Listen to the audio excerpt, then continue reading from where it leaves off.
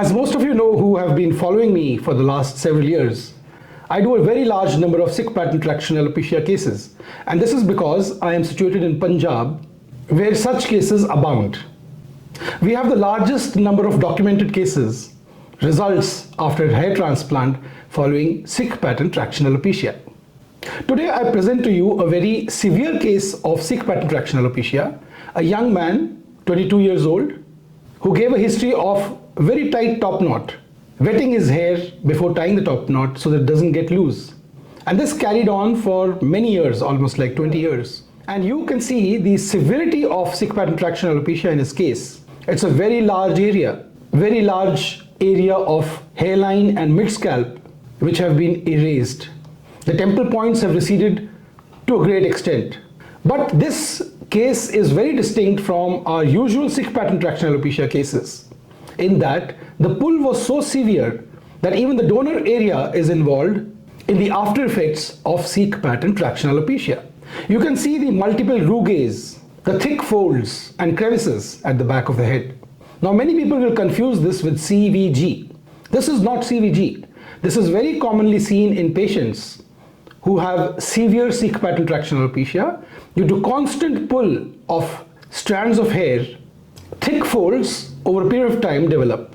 Now this is challenging for a hair transplant surgeon because of various reasons, the 5 chief reasons of which are: number 1, due to the skin being so lax, harvesting can be very challenging because you need to have the donor area stretched out to be able to extract efficiently. So this makes it a little difficult and it slows down the speed of extraction. Secondly, because the skin is tough, thick, because of development of these skin folds, rugae, targeting the nerves in nerve block in the donor area is a bit difficult.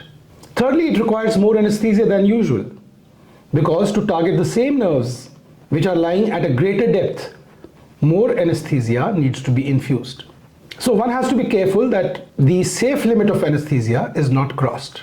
And fourthly, while making the slits, while planting the grafts in the recipient area, the skin being very lax and the skin being very tough because of underlying scarring, making slits is a bit difficult.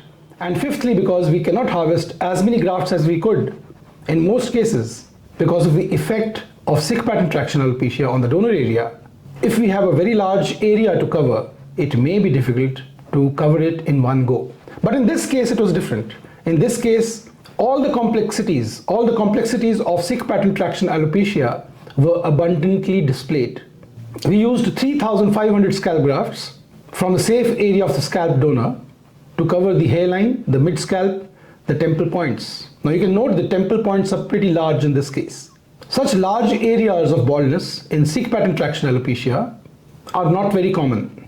In an earlier video, I have discussed the various grades of Sikh pattern traction alopecia.